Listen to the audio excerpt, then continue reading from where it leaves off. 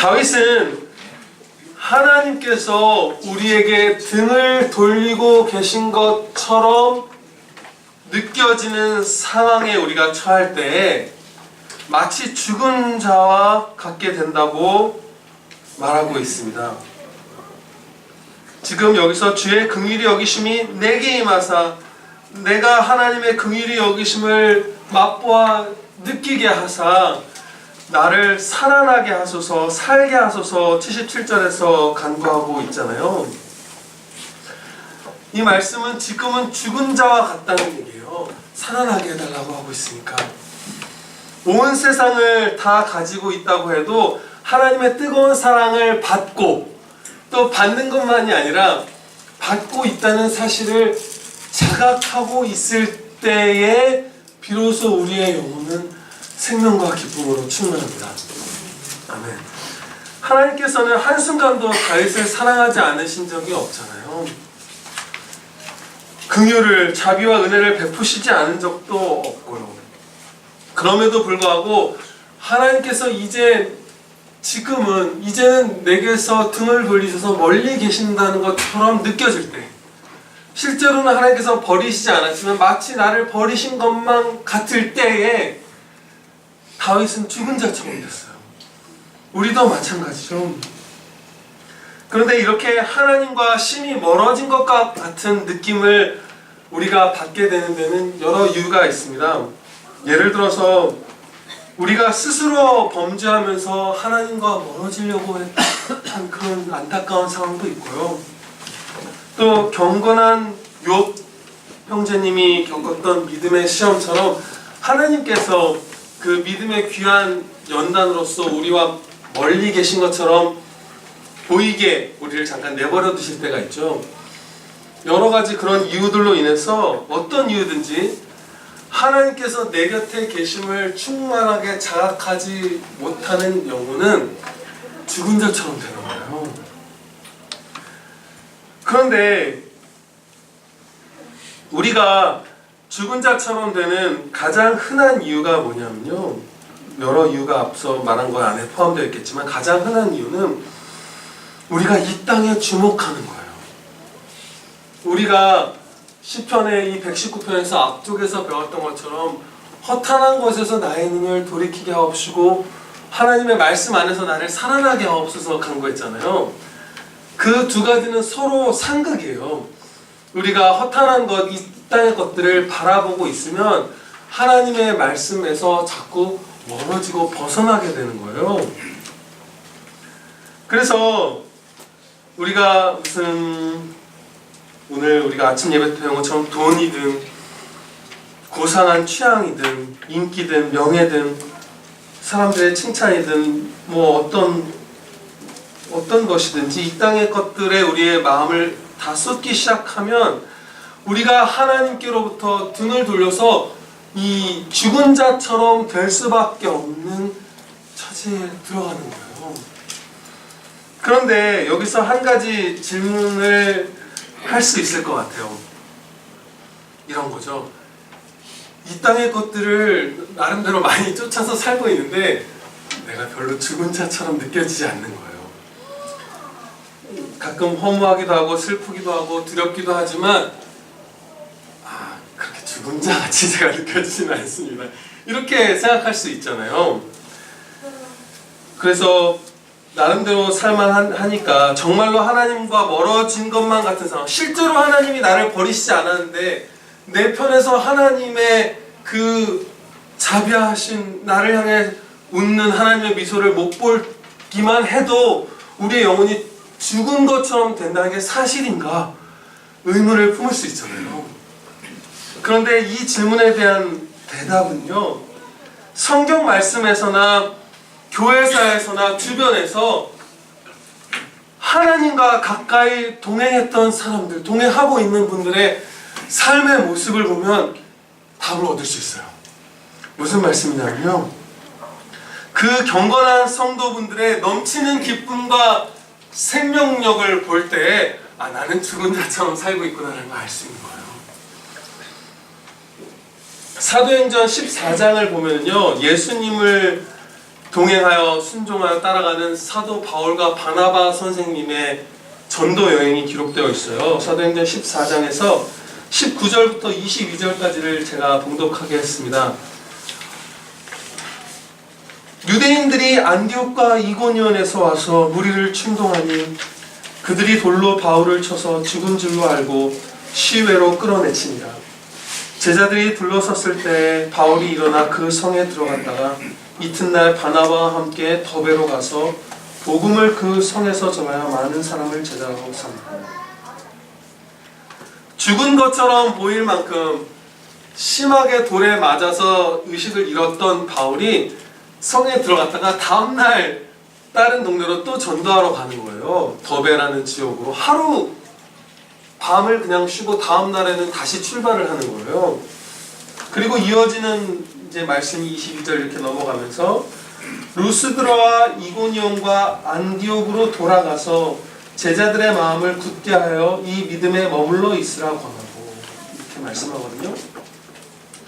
바울과 바나바는 돌을 맞은 다음에 죽은 자처럼 되었 다음에 더베라는 지역에 가서 복음을 전하고 다시 이전에 방문했던 루스드라와 이고니온과 안디옥으로 돌아간 거예요. 재방문한 거예요. 그런데 여기 이고니온과 안디옥이라는 지역이 어떤 지역이죠?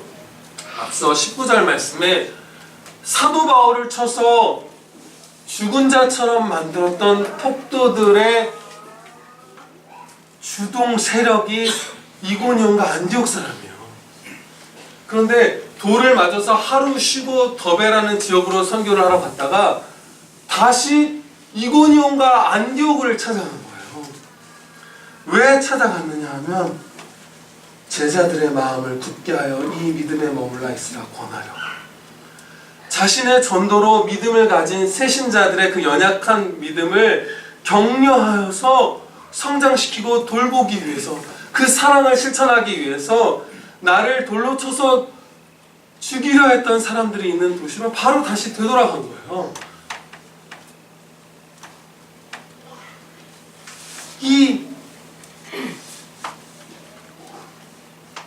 이 사람,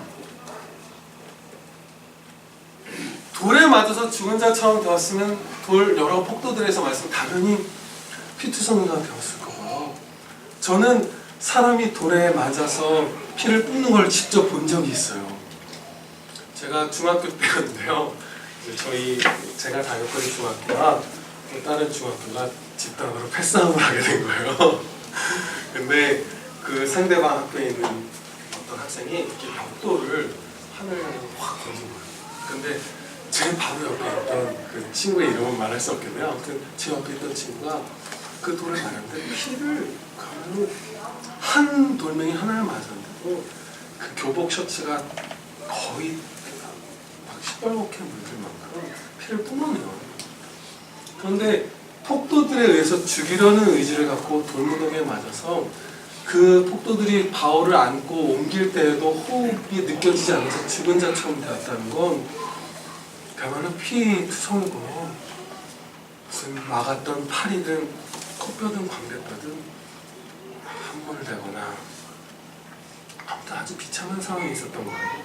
그런데 하루 쉬고 더베로 갔다가 다시 그 폭도들의 본거지로 가서 연약한 성도들을 섬기는 거예요. 왜 이 사도 바울과 바나바 선생님의 말씀을 들었는지 기억하시죠? 그분들의 그 밝고 뜨거운 빛남을 볼 때 세상을 주목하고 있는 내가 죽었구나 생각할 수 있다. 깨닫게 된다. 너무나 큰 차이가 있어요. 그러한 삶과 우리가 하나님께서 등을 스스로 돌렸을 때 삶의 모습이요. 그래서요, 우리가 해야 할 것은, 우리의 소망이 있어요. 하나님께서는 그 사도 바울과 바나바 선생님 안에 계신 그리스도의 영을 우리 안에도 동일하게 주셨어요. 아멘. 그래서 우리도 흑암에 앉은 이웃에게 빛을 비출 수 있고, 우리도 마음이 얼어서 찢겨져 나가는 사람들의 마음을 녹이는 뜨거운 그 사랑의 빛을 비출 수 있어요. 그 그 열기를 전할 수 있는 거예요. 그래서 더 하나님과 동행하며 우리가 살아나게 해주시기를 간구하시기 바랍니다. 네. 제가 혹여 한 가지 명확하게 기억나지 않을까봐 한 번만 더 반복할게요. 우리가 영원히 죽은 자처럼 되지 않고 살아나는 자처럼 되는 것은 하나님이 나를 향해 그 자비의 사랑으로 나를 바라보고 계신다는 걸 자각할 때 살아납니다. 네. 다윗은요, 긍휼을 자기에게 부어주사 살아나게 해달라는 이 간구를 드릴 때 주님의 법이 나의 즐거움입니다 라고 고백을 덧붙였어요. 그런데 우리는 주님의 법을 완전하게 지키지 못하잖아요. 때로는 그 법을 어김으로써 죽은 자처럼 되기도 하잖아요. 그럼에도 불구하고 주의 법이 나의 즐거움이라고 여기고 그 사실을 고백하고 하나님의 말씀 안에서 살아나게 해달라는 간구를 하는 건 뻔뻔한 자녀가 아닙니다. 우리가 괜히 이렇게 좀 위축될 수 있잖아요. 하나님, 제가 얼마나 하나님 말씀을 살았는데 주님의 법이 저의 즐거움입니다. 정말 저를 그 안에서 하나님의 말씀 가운데서 살아나게 해주시옵소서. 이 기도를 드리는 게 네가 가당키나 하냐 사단이 틈을 탈 수 있어요. 여러분 그 공격을 많이들 받으실 거예요. 그런데 우리가 확신할 수 있는 한 가지, 너무나 우리가 체험적으로도 쉽게 깨닫는 거 한 가지, 아버지께 용서를 구하면서 울며 그 품을 찾는 자녀를 인간 부모도 내치지 않아요. 사람 부모도 용서를 구하면서 회개하면서 울며 돌아오는 나의 이 연약하고 나약한 아들, 딸을 품어 안고 위로합니다. 하나님께서는 말할 것도 없이 약속해 주셨어요. 네, 돌아오면 잔치를 베풀어 주세요. 네. 그러니까 우리는 항상 하나님의 말씀이 나의 즐거움입니다. 담대히 고백하시기 바랍니다. 네. 아이들이 들어가니까 좀 마음이 좀 안정이 되네요. 아무튼 네. 다윗은 교만한 자들이 거짓을 이용해서 자신을 공격하는 상황에 처해 있다고 고백을 해요. 78절 말씀입니다. 교만한 자들이 거짓으로 나를 엎드려 주었으니 그들이 수치를 당하게 하옵소서.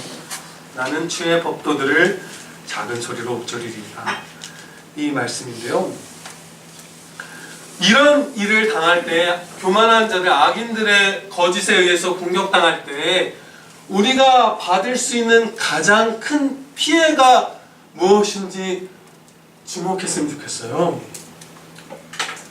우리가 그 악인들에 의해서, 교만한 사람들에 의해서 받을 수 있는 가장 큰 피해는 우리의 하나님 사랑, 이웃 사랑이 회방받는 거예요. 그들의 거짓된 공격에 마음이 상하거나 흔들려서 하나님을 사랑하고 이웃을 사랑하는 것을 잠시 멈추게 되는 것, 이것이 최고의 피해예요. 아이들 좀 잡아서 방으로 데려가 주세요. 네. 이것이 우리가 받는 가장 큰 피해입니다. 우리의 모든 억울함이나 손해나 그런 상황들은 하나님께서 가장 좋은 데에 다 풀어주세요. 우리의 억울함도 풀어주시고 원수의 목전에서 상을 베푸시기도 하고, 모든 어그러지고 비틀어지고 그들이 왜곡시킨 것들을 다 옳게 규정시켜 주시는 날이 반드시 와요. 그것이 이 땅에서 이루어지기도 하고 천국에서는 반드시 완전하게 모든 면에서 그것을 이루어 주시죠. 그러니까 사실 그러한 것들, 그러한 손해, 어떤 우리가 여기서 뭔가를 잃어버리는 것들은, 또 억울함들은 사실은 가장 큰 피해가 될 수 없어요. 반드시 회복됩니다. 아멘. 그런데 악인의 공격에 의해서 우리가 잠시 무릎을 꿇어서 쓰러져 버려서 하나님을 사랑하고 이웃을 사랑하는 것을 멈추게 돼버리면 그건 진짜 안타까운 거예요. 단기적으로나 장기적으로나 그게 제일 큰 손해예요. 물론 그런 시간들이 있어도 우리는 천국에서 최고의 분명을 그러나 우리가 잠깐이라도 하나님께 찬양 드리지 않을 수 없고 하나님을 사랑하지 않을 수 없고 하나님 안에서 이웃을 사랑하지 않을 수 없잖아요. 그리고 이 작은 일에 이 땅에서 충성한 자들에게 하나님께서 영원한 천국의 영광의 상을 주신다고 했는데 그 상을 잃어버릴 수도 없잖아요. 그러니까 우리가 악인의 공격에 의해서 받을 수 있는 최고의 큰 피해는 헌신을 상실하는 거예요. 그래서 이제 우리가 대응하는 방법이, 성도의 대응은 공격에 대해서 아주 특이한 방식을 가는데요. 이 다윗의 모범처럼 하나님의 말씀을 묵상하는 거예요. 나는 주의 법도들을 작은 소리로 읊조리리이다. 이게 묵상한다는 뜻의 단어잖아요. 작은 소리로 읊조리리이다. 억울하게 빼앗긴 재산이나 사회적 지위나 평판의 손해 같은 것을 줄이거나 회복하려는 노력도 물론 중요해요. 허락되면 할 수 있어요. 얼마든지. 그런데 더욱 중요한 것은 그 공격으로 인해서 사랑의 순종이 회복받지 않도록 말씀의 검, 성령의 검을 쥐어드는 거예요. 아멘. 그게 영적 전쟁입니다. 성령의 검, 곧 하나님의 말씀을 가지라 이렇게 말씀하셨잖아요. 이삭 선생님이 아주 모범을 보여주셨어요. 우리의 조상이신 이삭이 그랄 땅에 거할 때, 블레셋 사람들이 사는 지역이죠. 이삭이 지은 농사가 100배의 소산을 얻었다 이렇게 기록을 해요. 정말 엄청난 풍년을 맞게 해주신 거예요. 그리고 하나님께서 복 주심으로 양과 소와 종들이 심이 많게 되었다 이렇게 하나님께서 기록을 해요. 아주 거부가 되었다고 기록하세요. 근데 그렇게 되자 블레셋 사람들이 이삭을 시기한 거예요. 그래서 아브라함 때부터 이삭이 갖고 있던 그런 우물들을 이제 흙으로 메꿔버리기 시작해요. 그런데 블레셋 사람들이 이삭의 우물을 막아버리고 그 블레셋의 왕 아비멜렉은 너희가 나를 떠나라 이렇게 말을 해요. 이제 못 봐주겠다는 거예요. 너희의 그 번성함이 너무 안타깝죠. 근데 아무튼 그래요. 그때 이삭에게 취할 수 있는 선택지는 여러 가지가 있었어요. 첫째는요, 이삭의 그 수많은 그 휘하에 있는 사람들, 또 이삭의 자녀들을 아비멜렉의 자녀들과 결혼시키는 거예요. 그거 너무나 그냥 세상에서 최우선으로 택하는 방법이죠. 정략 결혼을 통해서 사돈을 맺어서 평화를 추구하는 것. 그랬으면 그 100배의 소산을 산출해내는 비옥한 밭과 지어놓은 집과 그 파놓은 우물과 삶의 터전을 유지할 수 있었어요. 그런데 이삭은 그렇게 안 했고요. 두 번째 방법은 블레셋을 쳐서 복종시키는 거였어요. 쳐서 죽이는 거였죠. 그런데 이것이 이삭에게 충분히 선택 가능한 선택지였던 것이요.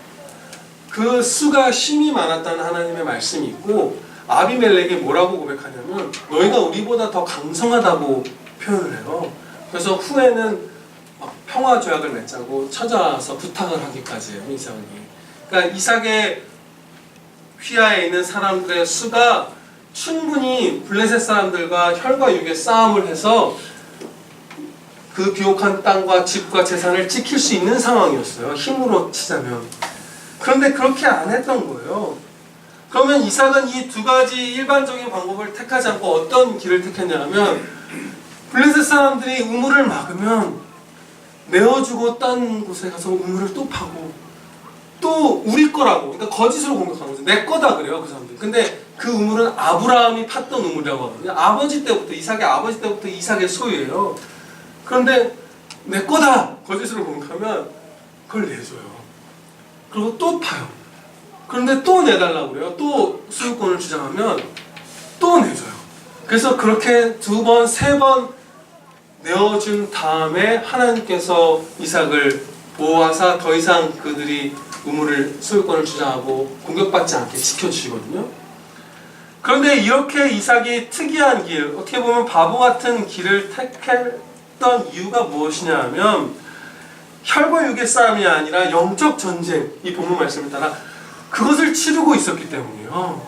만약 그들과 혼합하여 하나의 민족이 되어서 제사를 지켰다면 그건 신앙을 버리고 우상숭배하는 자가 되는 거잖아요. 그리고 하나님께서 멸절하라고 말씀하시지 않은, 아직 악이 관영하지 않은 그 블레셋 민족을 이들이 쳐서 다 죽였다면 그것도 강포한 죄잖아요. 그러니까 이삭의 경우는 어떤 경우였냐면 하나님을 사랑하고 이웃을 사랑하는 그 헌신이 회방받지 않으려면 이 땅에서의 것들을 그냥 다 내어줘야만 하는 상황이었어요. 그런데 그것을 택했던 거예요.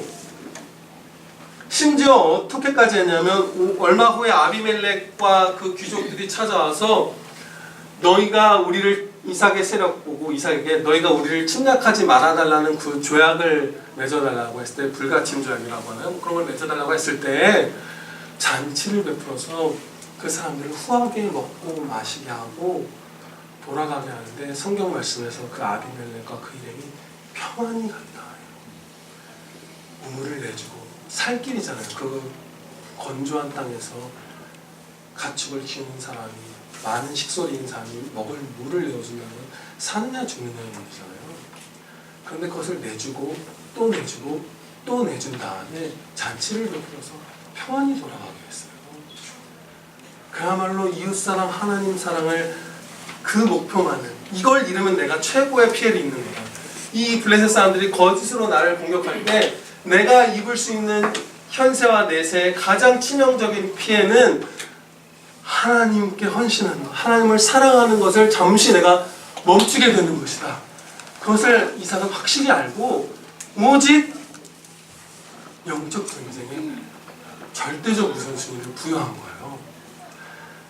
그래서 이제 우리가 이 본, 이 다윗의 본을 받아서 또 이삭의 본도 받는 거죠. 이렇게 살아갈 때 어떻게 해야 되냐면요, 하나님의 말씀을 따라서 영적 전쟁을 치르면서도 만일 재산이나 이 땅의 지위나 평판이나 명예나 여러 가지의 손해를 회복할 수 있는 상황이라면 얼마든지 하는 게 마땅합니다. 그게 지혜예요. 그러나 이삭의 경우처럼 이 땅의 것들을 내어놓지 않고서는 하나님 사랑, 이웃 사랑을 할 수 없는 그 핍박을 받을 때에는 그걸 다 버리시면 돼요. 네, 우리 보잖아요. 그 목사님도 얼마 전에 똑같은 일을 하신 거예요. 똑같은 선택을 하신 거예요. 뭐 잘 모르시는 분들은 여러분의 집사님들, 부모님들께 들으세요. 그 똑같은 일을 하는 거예요. 그러면 어떻게 하나님 하셨냐? 그 이삭을 이뻐하셨어요. 그래서 하나님께서 밤에 이삭에게 나타나서 축복의 말씀을 부어주시고요, 악인들, 그 교만한 아비멜렉과 일행들이 보기에도 확연하게 거부할 수 없을 만큼 이삭이 복을 많이 받아서 우리가 보기에 네가 진짜 하나님의 사람이다, 하나님이 너와 함께 하신다, 이거를 그 교만한 사람들의 입으로 고백하게 하셨어요. 하는 복을 받는 거예요. 그게 진짜 복된 자예요. 그래서 오늘 본문 말씀으로 다시 완전히 돌아오겠습니다. 악인들에게 거짓으로 공격받을 때에 하나님의 말씀을 조용히 읊조리며 묵상하는 자가 승리하는 복된 자녀가 될 수 있습니다. 아멘. 아멘. 79절에서 다윗은 주를 경외하는 자들이 자신에게 돌아오게 하옵소서 간구하고 있어요. 그리고 그들이 자신에게 돌아오면 하나님께서 말씀하셨던 대로 주의 종 다윗에게 이루어주신 그 하나님의 법의 성취를 그 돌아올 성도들이 볼 수 있다고, 목격하게 될 것이라고 지금 얘기를 해요. 다윗에게 하나님이 신실하게 행하신 것들을 그들이 보게 될 것이다, 이렇게 다윗이 소원하면서 고백하죠. 그런데 성도들이 돌아오기를 간구하는 것을 볼 때 어떤 이유로 다윗의 곁을 좀 멀리 떠난 몇몇 성도분들이 있었다는 사실을 알 수 있어요. 너무 안타까운 거죠.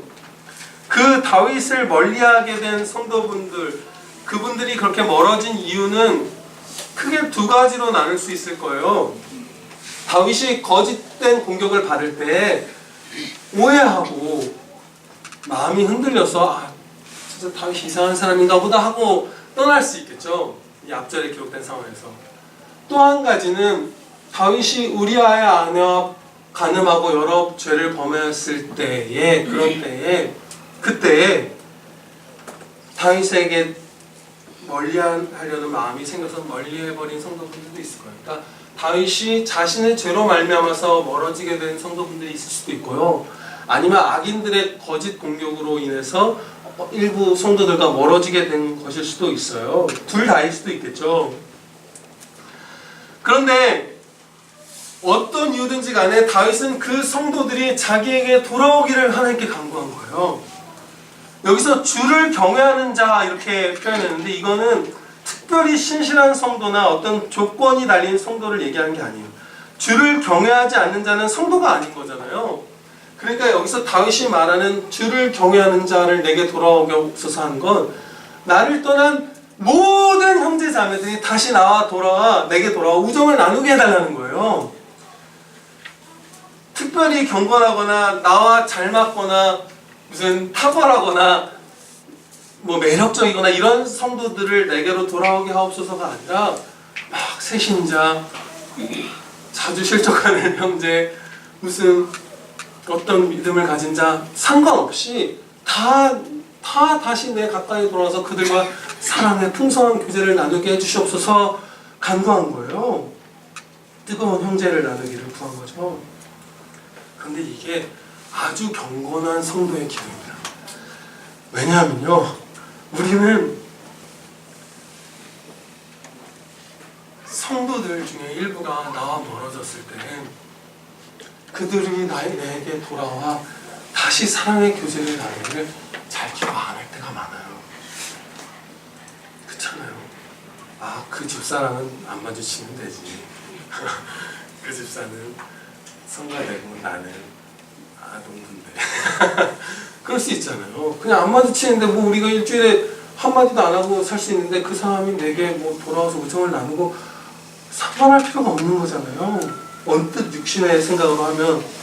그래서 모든 성도 나와 멀어진 어떠한 사람이든지 간에 다시 그 친밀한 사랑의 관계를 회복하게 해달라는 이 기도가 아주 아름다운 기도예요. 정말 드문 기도고요.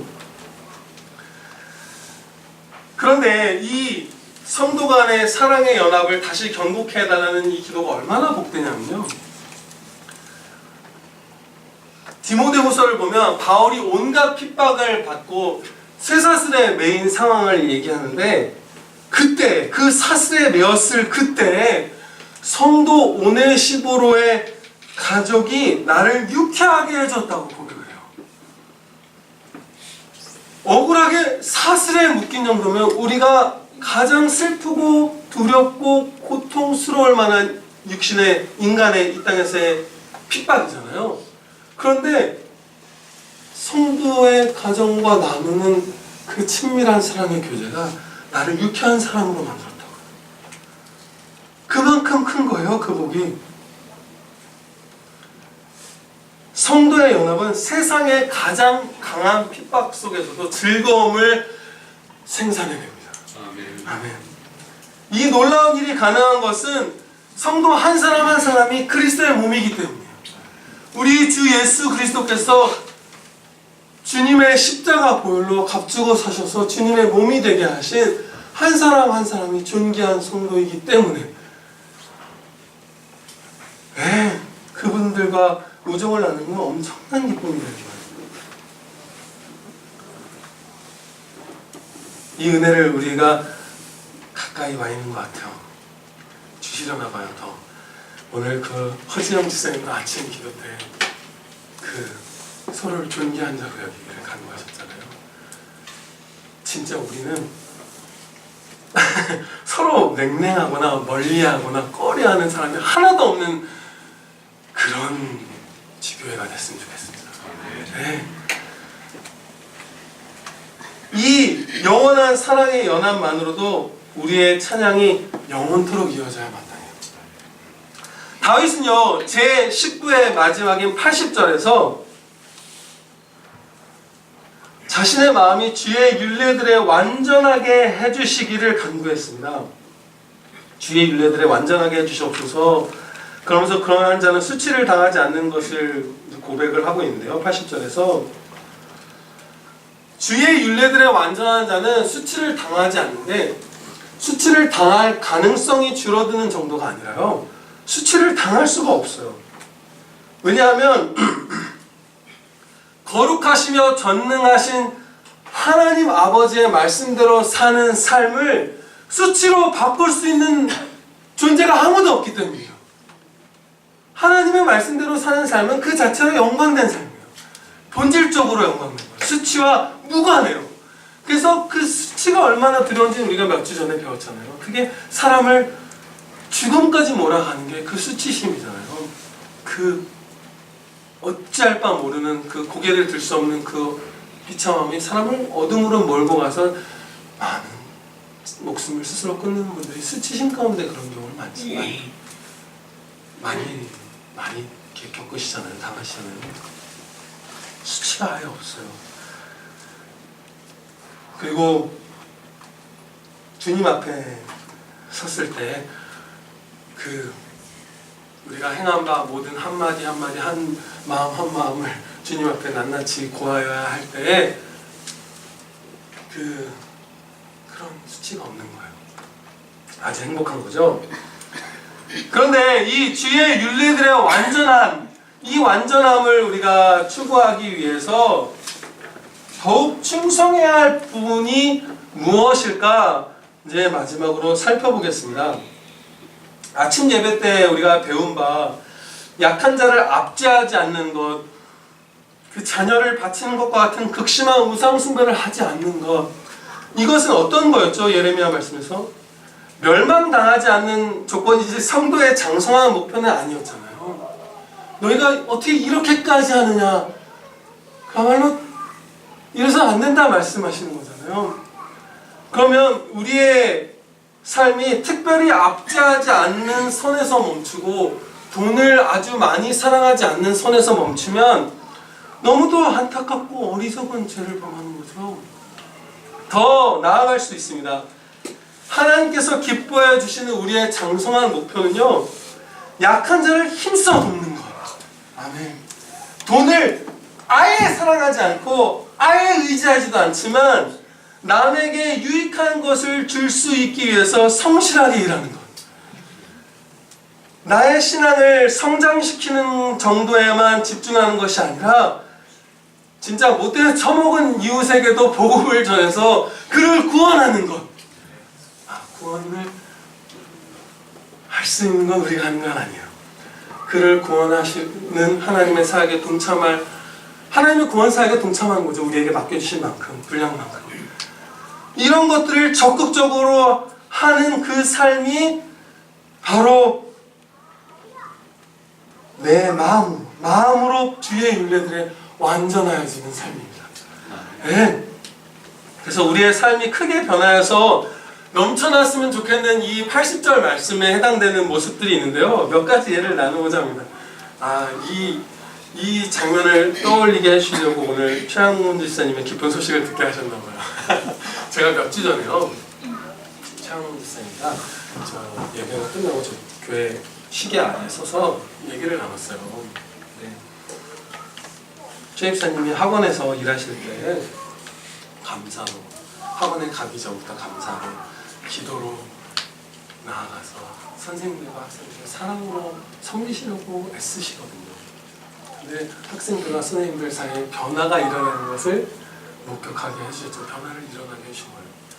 그런데 그 학원에서 일어난 일에 참 의미가 무엇인지 성령님께서 깨닫게 해주셨는데요. 그 선생님들과 그 학생들은요, 최양문 집사님께서 하나님께 예배드리는 걸 목격합니다. 거룩한 삶으로 하나님께 기뻐 받으신 산 제사를 드리는 현장에 그분들이 들어올 수밖에 없게 됐던 거예요. 네. 우리가 손을 끌고 이 가락동의 예배당으로 이웃들을 끌고 오지는 못해도 거기서 이 주일날 공예배에서 특별한 은혜가 주어지는 현장은 아니지만 집사님이 계셨던 그곳이, 그러나 주중에 거룩한 산 제사를 드리는 현장에 그들이 비자발적으로 초대를 했습니다. 왜? 엄청난 은혜가 임하는 거예요. 그리고 하나님께서 권고하시는 날에 그 학생분들이나 선생님들이 하나님께 찬양 드리고, 네. 이런 모습이 일어났으면 좋겠고요. 일어나신 분들 너무나 제가 말씀드리고 아무것도 없어요. 찬양 드립시다 우리. 그리고요, 우리 평안교회 가족들이 주중에 힘써 일하고 주말에 쉴 때, 제가 최근에 예전에 또 봤었던 거죠. 어느 목사님이 그 구두 닦기를 하면서, 작은 개척교회 목사님인데요, 컴패션에서 아이들과 결연을 맺고 후원을 해주고 싶은데 이게 예산이 넉넉치 않은 거예요. 네, 컴패션 그 행사에 그분이 참석을 어느 날 하셨어요. 하늘에서 1000개의 풍선, 하얀 풍선이, 저도 그 장면 비디오를 봤어요. 확 내려오는 거예요. 이 목사님은 선물인 줄 알고 풍선을 5개나 끌어안았고요. 그래서 빰빰 터뜨려 봤더니 각각 다른 나라, 다른 아이들, 1000명의 아이들의 이름이 적힌 종인 거예요. 그래서 사랑으로 안을 수 있다면 그 아이들을 후원해 주기를, 그걸 이제 행사에 맡기신 거예요. 기쁘게 은혜로.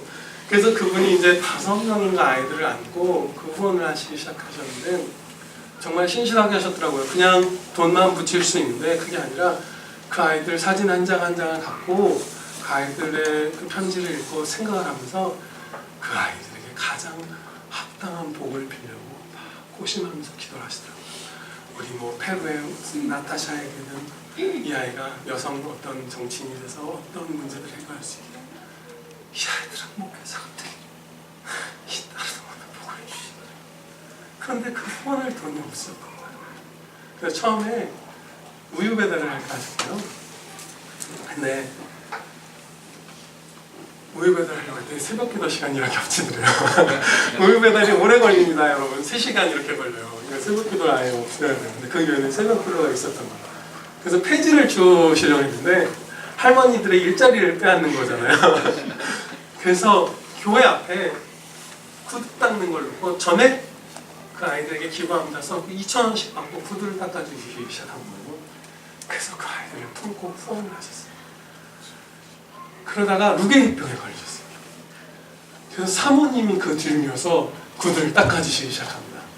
그런데 이 루게릭병에 걸려서 더듬더듬 그 목사님이 말씀하시는 게, 자기가 이 루게릭병에 걸렸음에도 불구하고 막 사랑으로 하나님이 주신 선한 소원과 힘과 근면과 사랑으로 그 아이들을 섬겼잖아요. 이웃들을 섬기고. 그 모습을 통해서 많은 이들이 주님께로 돌아올 것을 안다는 거예요. 그래서 행복하다는 거예요. 그래서 루게릭병으로 점점 굳어가시면서 기뻐하시면서 돌아가셨어요. 제가 왜 이 얘기를 드렸죠? 우리가 그렇게 살았으면 좋겠어요. 제가 지난 수요기도 때에는 TV를 끄라는 말만 하고 적용을 구체적으로 말씀을 못 드렸어요. 이웃사랑의 적용. 이웃사랑의 적용이 뭐고요? 주중에 우리가 힘써 일하고 주말에 모여서 그 아이들 위해서 함께 기도하는 가정예배가요. 쉬는 날에는 우리 교회 5분도 있네요. 어려운 아이들, 우리나라 아직도 고아 수출 세계 최상위권의 나라잖아요. 그 아이들은 가난해서 버림받은 것도 대부분 아닐 거예요. 우리나라에서 버림받은 아이들은 이제 기껏해야 아이 35살까지 결혼한 여성이 아이를 1.2명 낳는 나라예요. 막 아이가 막 4-5명이 되는데 막 집이 무너져서 막 가난해서 미칠 지경이어서 아이를 입양하는 경우가 대부분 없어요. 이제 우리나라는 그렇게 가난하지 않아요. 우리나라 정도 잘 사는 나라가 그렇게 아이를 버린 나라가 없어요.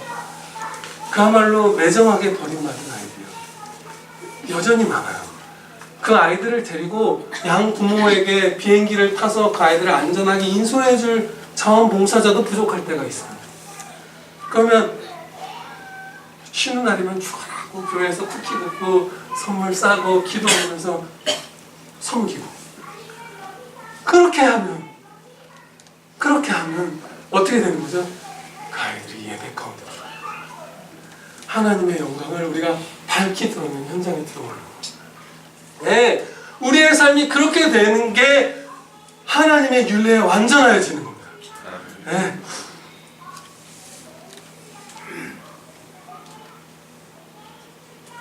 그거보다 더 행복한 삶은 없고요. 우리가 하나님을 가장 즐거워함 가운데 하나님을 찬양드리는 창조의 목적을 성취하도록 하신 하나님이시죠. 그 모든 일이 일어납니다. 기도드리시겠습니다.